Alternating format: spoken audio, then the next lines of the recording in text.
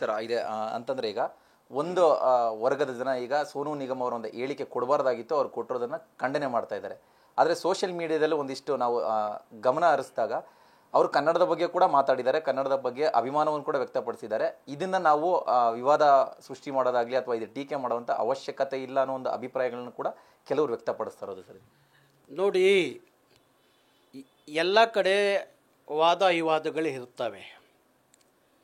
ಕೆಲವರು ಹುಚ್ಚುವಾದವನ್ನು ಮಾಡ್ತಾರೆ, ಕೆಲವರು ಇಲ್ಲಿರುವಂಥವರೇ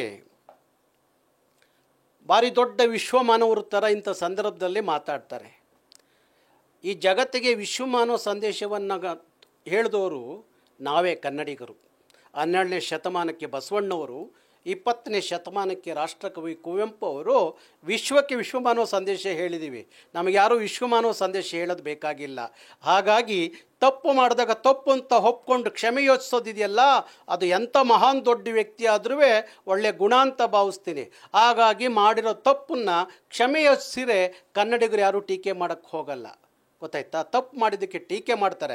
ಅವ್ರನ್ನ ಯಾರಾದರೂ ಬೆಂಬಲಿಸೋರು ಇದ್ದರೆ ನೀವು ಅವ್ರ ಜೊತೆಯಲ್ಲಿ ಹೋಗ್ಬಿಡಿ ಕರ್ನಾಟಕ ಬಿಟ್ಟು. ನಿಮ್ಮಂಥವ್ರಿಗೆ ಕರ್ನಾಟಕದ ಇಷ್ಟೆಲ್ಲ ಆದ್ರೂ ಯಾರನ್ನೋ ಬೆಂಬಲಿಸ್ತೀವಿ ಅಂತ ಹೇಳೋರಿಗೆ, ಹಾಗಾದರೆ ಅವ್ರು ಹೇಳಿದ್ದು ನಿಮಗೆ ಕಾಶ್ಮೀರದ ಭಯೋತ್ಪಾದಕರಿಗೆ ಹೋಲಿಕೆ ಮಾಡಿದ್ದು ಈಗ ಅವ್ರನ್ನ ಬೆಂಬಲಿಸ್ತಾರಲ್ಲ ಅವ್ರಿಗ ಅದನ್ನಾರು ಹೇಳಿ. ಕೊನೆ ಪಕ್ಷ ನಮಗೆ ಹೇಳಿದ್ದು ಕನ್ನಡಿಗರಿಗಲ್ಲ ಅಂತ ಹೇಳಿ. ಕನ್ನಡಿಗರಿಗೆ ಅಂತ ಹೇಳಿದ ಮೇಲೆ ಕನ್ನಡಿಗರ ಕ್ಷಮೆ ಕೇಳಲೇಬೇಕು. ಅಲ್ಲಿವರೆಗೂ ಅವರಿಗೆ ಇಲ್ಲಿ ಅವಕಾಶ ಕೊಡಲ್ಲ.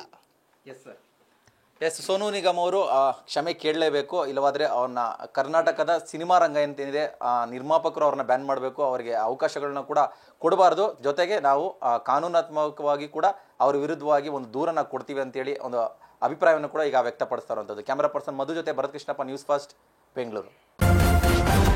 ನ್ಯೂಸ್ ಫಸ್ಟ್ ನಿರ್ಭೀತಿಯಿಂದ ನಿಮ್ಮ ಪರವಾಗಿ.